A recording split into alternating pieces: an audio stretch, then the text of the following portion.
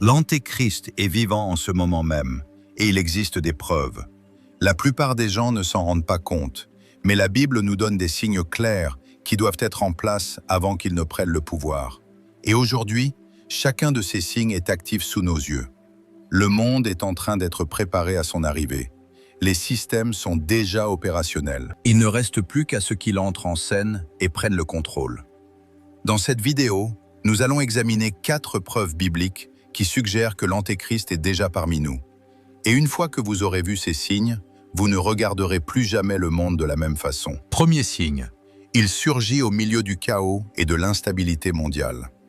Dans Daniel chapitre 7, le prophète voit une vision de 4 grandes bêtes représentant 4 royaumes successifs. La 4e bête est décrite comme terrifiante et puissante, dévorant toute la terre et la foulant aux pieds. De cette bête émergent 10 cornes, représentant 10 rois ou royaumes. Puis, parmi elles, surgit une petite corne. Cette petite corne est identifiée comme l'Antéchrist. Remarquez bien la séquence. Il ne surgit pas en période de paix et de prospérité. Il apparaît au cœur de la fragmentation, quand les structures de pouvoir établies se disloquent, quand le monde est bouleversé et désespère de retrouver un ordre quelconque. Jésus confirme ce même schéma dans Matthieu chapitre 24. Quand les disciples l'interrogent sur les signes de son retour et de la fin des temps, il commence par cet avertissement. Vous entendrez parler de guerre et de bruit de guerre. Une nation s'élèvera contre une nation, un royaume contre un royaume. Il y aura des famines et des tremblements de terre en divers lieux. Puis il ajoute cette phrase clé. Tout cela n'est que le commencement des douleurs. Les douleurs de l'enfantement ne restent pas constantes. Elles s'intensifient, s'accélèrent, convergent vers un climax. Le chaos décrit par Jésus n'est pas une violence gratuite.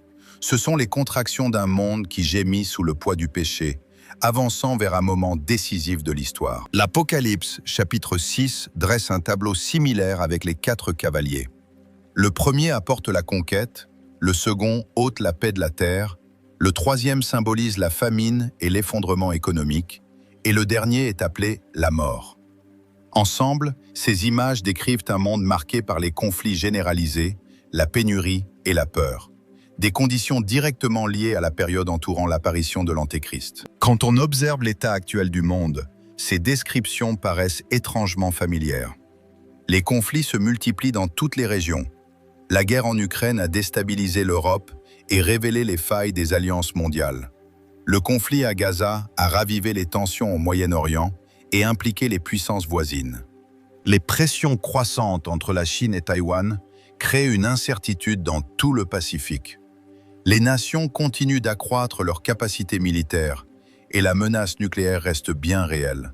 Ce ne sont pas des événements isolés, ils ressemblent exactement à ce que Jésus annonçait. Guerre et rumeurs de guerre, nation contre nation, royaume contre royaume. L'instabilité économique s'aggrave aussi.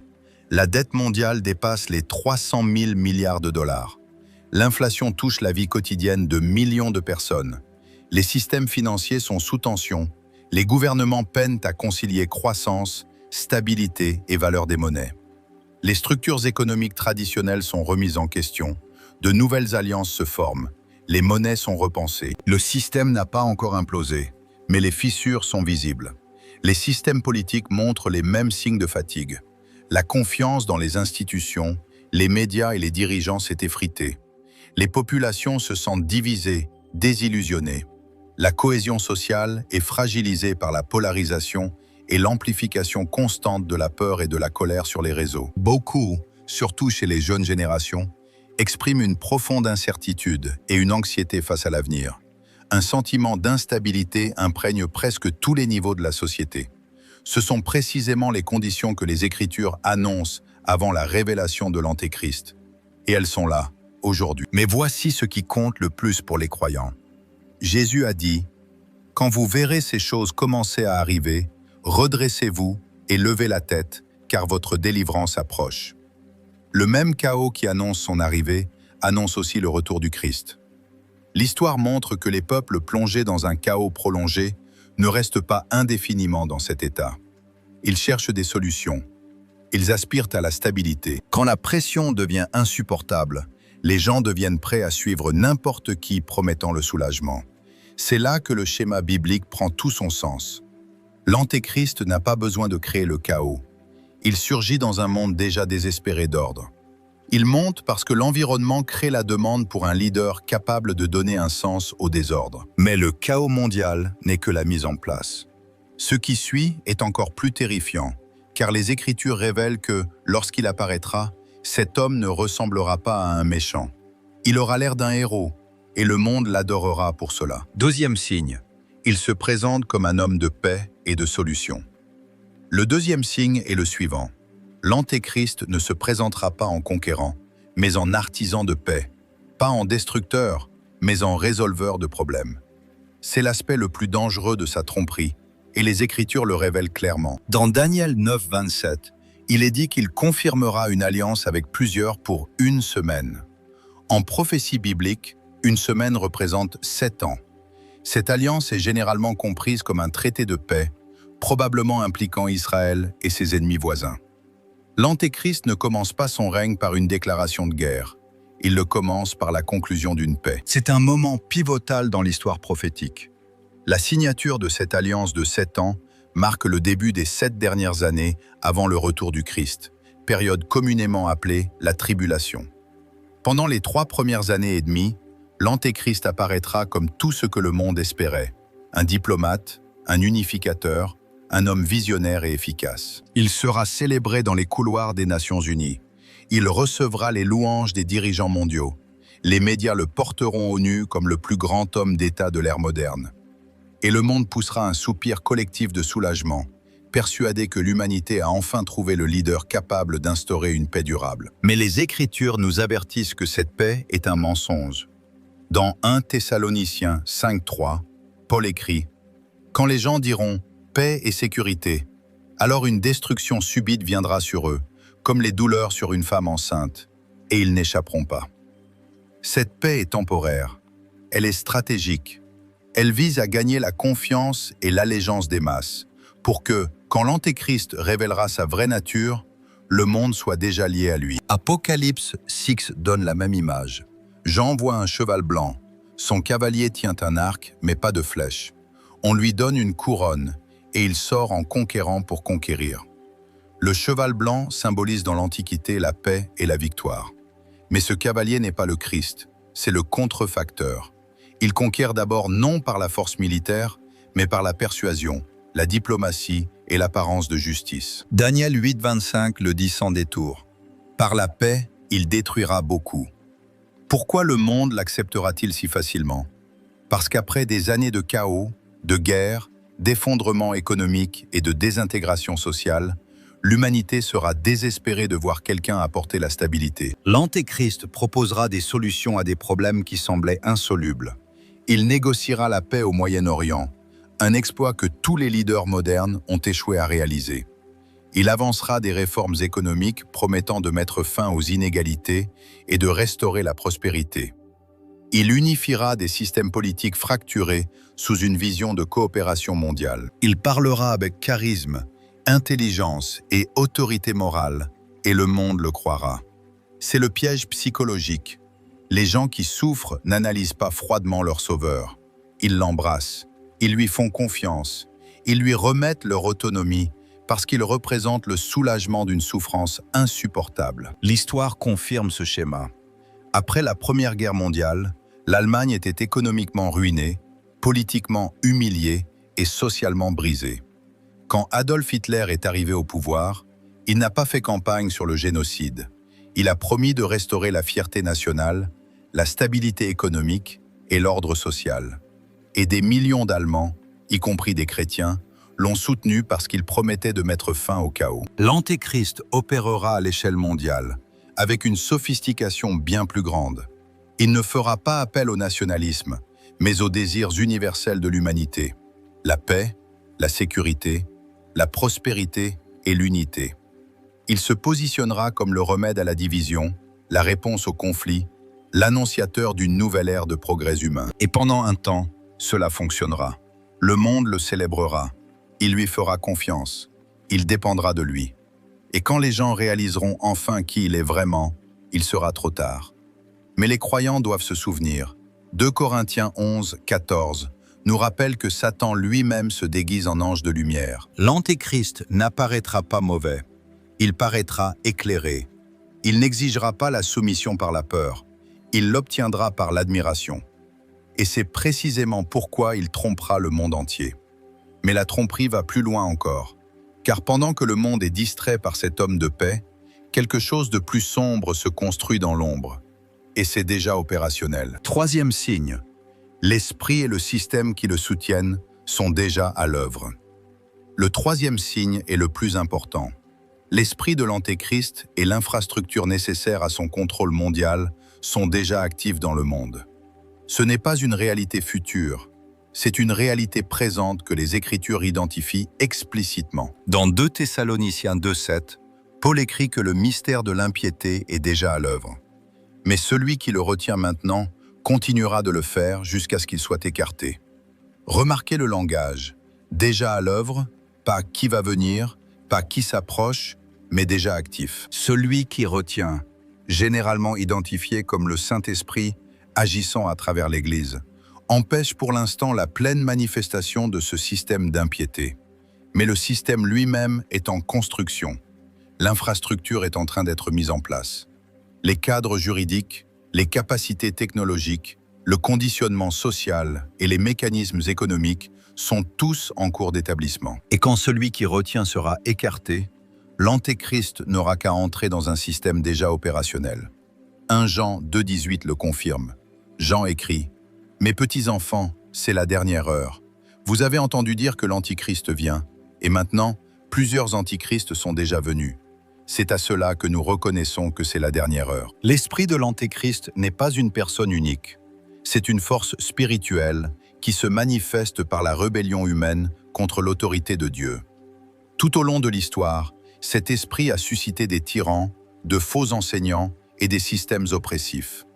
Mais dans les derniers jours, cet esprit s'incarnera pleinement en un seul homme qui conduira la rébellion finale. 1 Jean 4,3 ajoute cet avertissement. « Tout esprit qui ne confesse pas Jésus n'est pas de Dieu.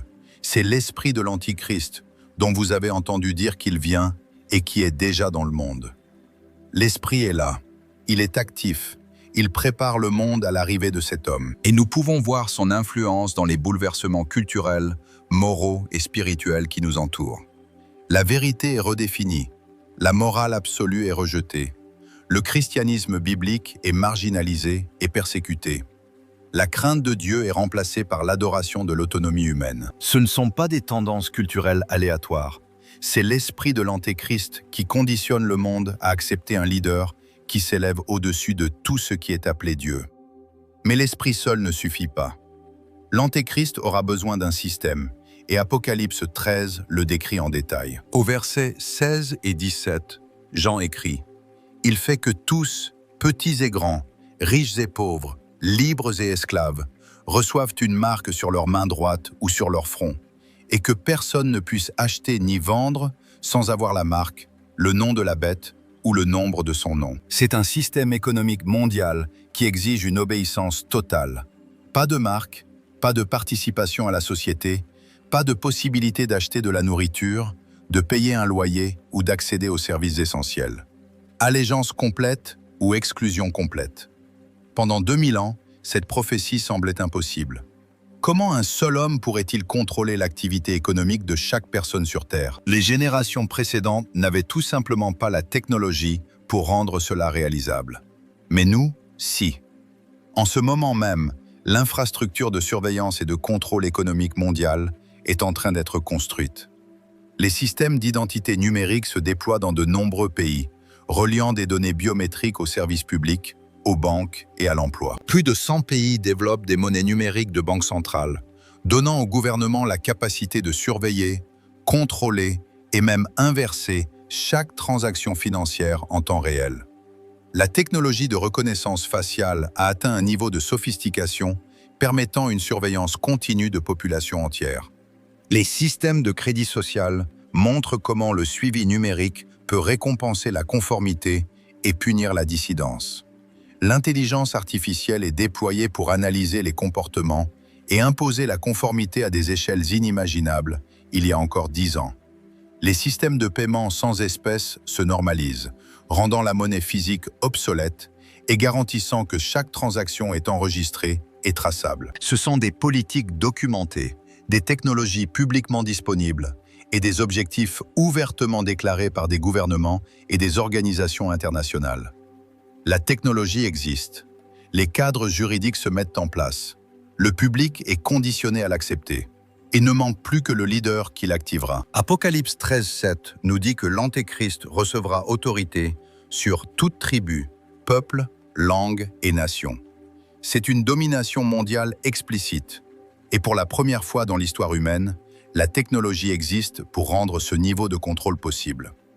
Nous sommes la première génération pour laquelle les prophéties d'Apocalypse 13 sont technologiquement réalisables. L'infrastructure est prête, les systèmes sont en place, et quand cet homme apparaîtra, il n'aura pas besoin de créer ces mécanismes de contrôle. Il n'aura qu'à les hériter. Mais il reste une dernière pièce, la plus troublante de toutes. Le monde est en train d'être formé à réclamer ce système. Quatrième signe. Le monde est conditionné à accepter une autorité absolue. Le quatrième signe est le suivant. La société est désensibilisée et préparée à abandonner son autonomie individuelle à une autorité centralisée, d'une manière qui reflète l'allégeance finale à l'Antéchrist. Ce n'est pas une question de politique, c'est une question du cœur humain et de sa capacité à adorer le pouvoir. Apocalypse 13, 3 à 4 décrit le moment où le monde transfère son allégeance à la bête. Le monde entier fut rempli d'admiration et suivit la bête. Ils adorèrent le dragon parce qu'il avait donné l'autorité à la bête. Ils adorèrent aussi la bête en disant « Qui est semblable à la bête? Qui peut faire la guerre contre elle ?» Remarquez le langage. Le monde ne se soumet pas à l'Antéchrist par peur. Ils le suivent avec admiration. Ils l'adorent volontairement. Ils posent des questions rhétoriques qui révèlent leur émerveillement et leur admiration. Ce n'est pas de la contrainte, c'est une allégeance volontaire née de la conviction que cet homme est la réponse à tous les problèmes que l'humanité a jamais connus. Dans le livre de l'Apocalypse, l'adoration ne se limite pas aux rituels religieux. C'est une dévotion totale, une confiance complète, une dépendance absolue.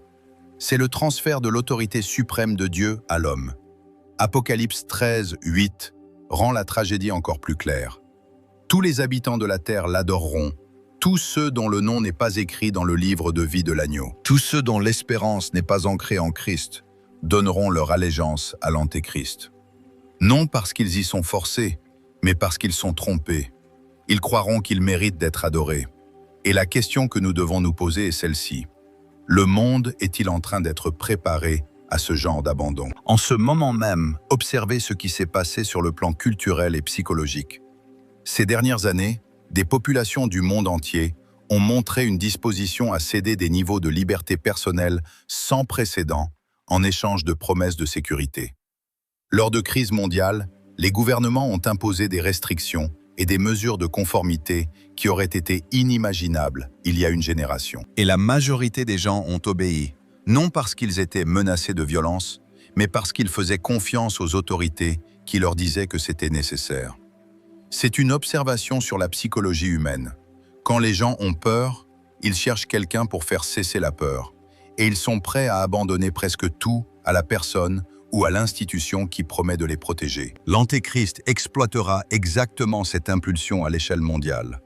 Il surgira au milieu d'un chaos et d'une peur inimaginable. Et quand il proposera des solutions, le monde ne remettra pas en question son autorité. Il l'embrassera. Nous assistons aussi à la normalisation d'une confiance absolue dans l'expertise centralisée. Des populations entières ont été conditionnées à accepter certains récits sans les questionner, comme si les autorités humaines étaient infaillibles. La dissidence n'est plus tolérée comme un scepticisme sain. Elle est condamnée comme une désinformation dangereuse. Ceux qui questionnent les narratives officielles subissent des conséquences sociales et professionnelles. C'est l'érosion de la conscience individuelle et de la pensée critique au profit d'une obéissance aveugle à l'autorité. L'Antéchrist n'aura pas besoin d'imposer cet état d'esprit. Il est déjà en train d'être cultivé. Il n'aura qu'à se présenter comme l'expert ultime, l'autorité finale, la seule voie digne de confiance par-dessus toutes les autres. Et des millions le suivront sans hésiter, parce qu'ils ont été entraînés à abandonner leur discernement.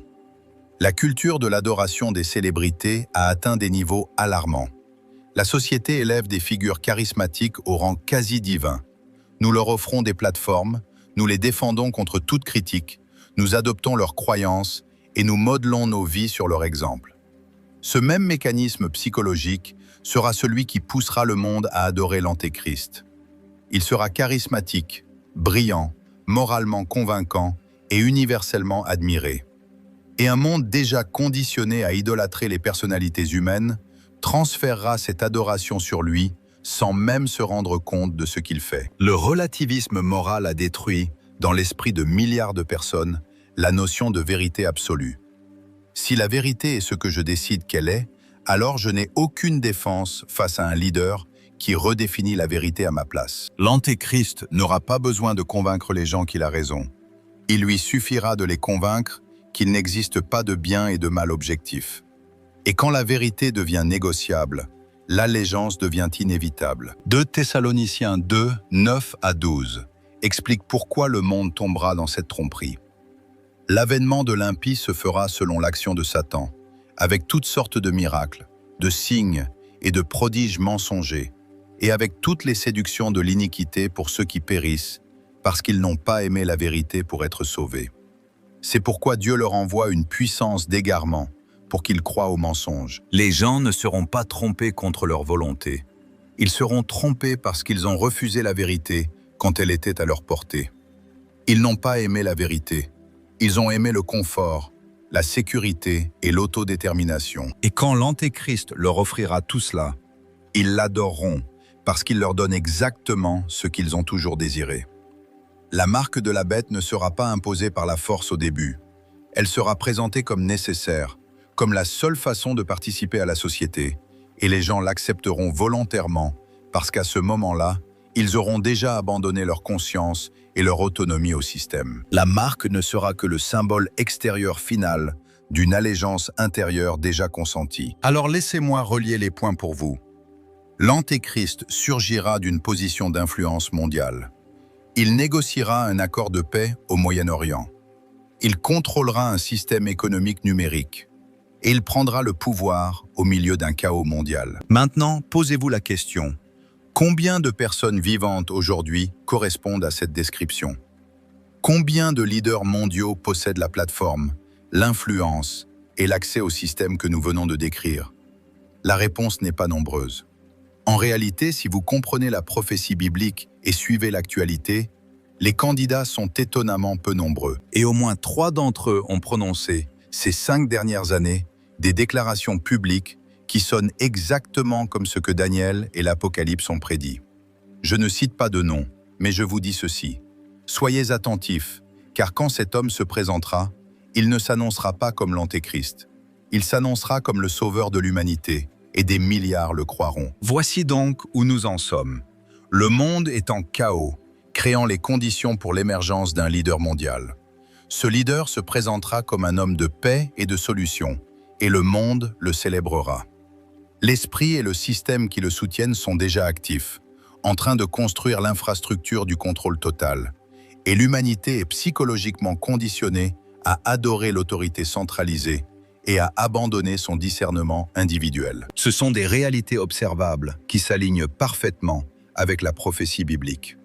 Et cela nous amène à la question incontournable.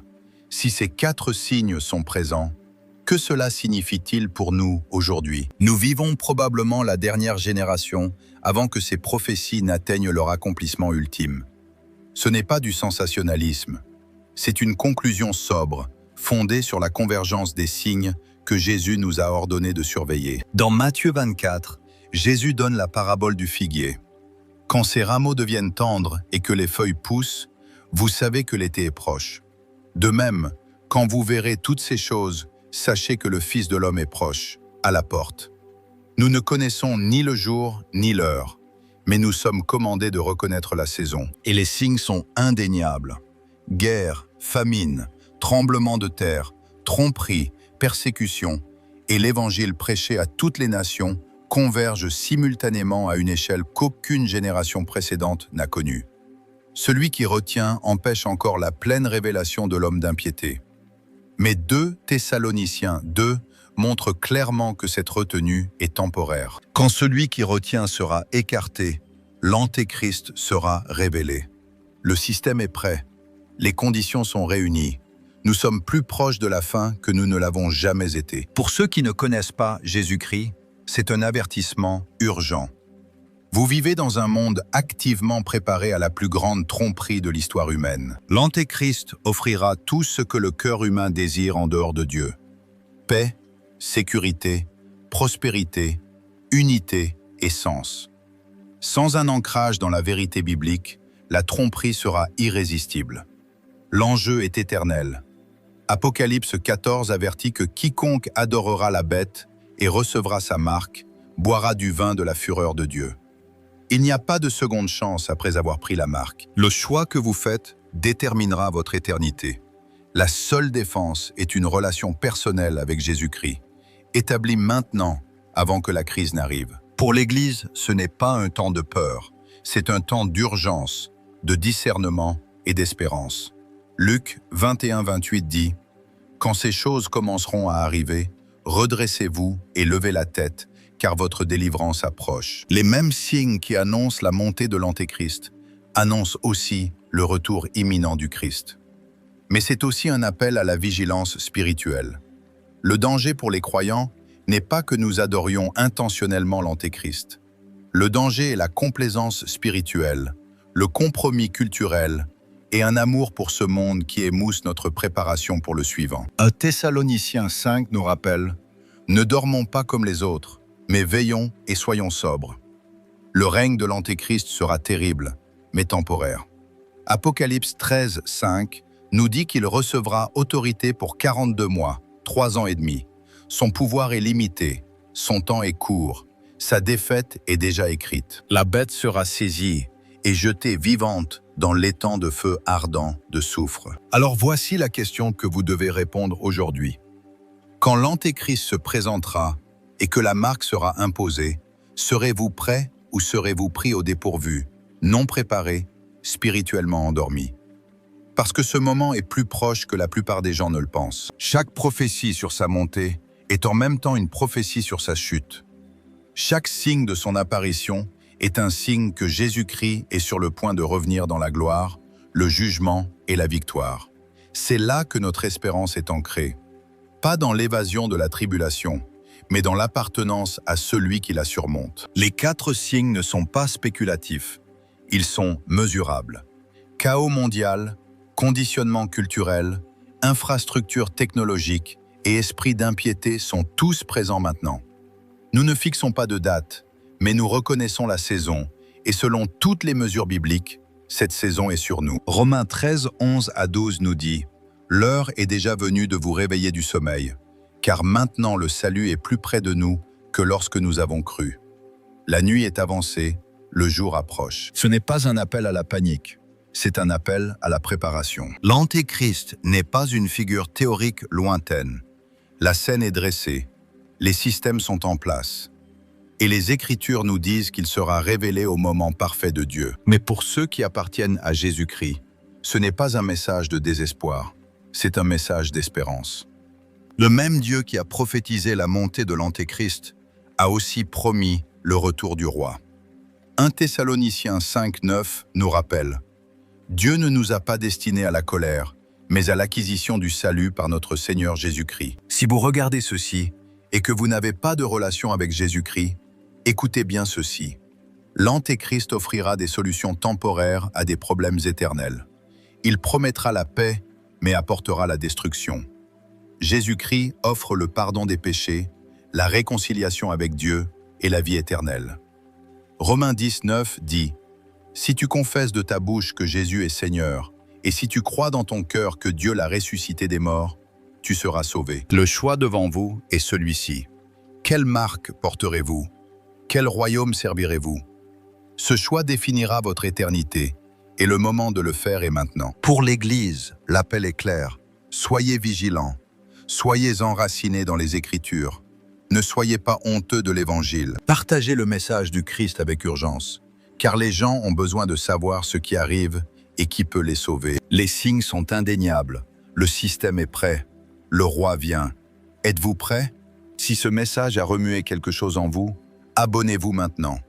Nous irons plus loin dans la prophétie biblique et les signes des temps. Et si aujourd'hui vous êtes prêt à prendre cette décision, dites-le du fond de votre cœur. Je mets ma foi en Jésus-Christ. Apocalypse 22:20 rapporte la dernière promesse de Jésus dans les Écritures. Oui, je viens bientôt. Et la réponse de l'Église est celle-ci. Amen, viens Seigneur Jésus.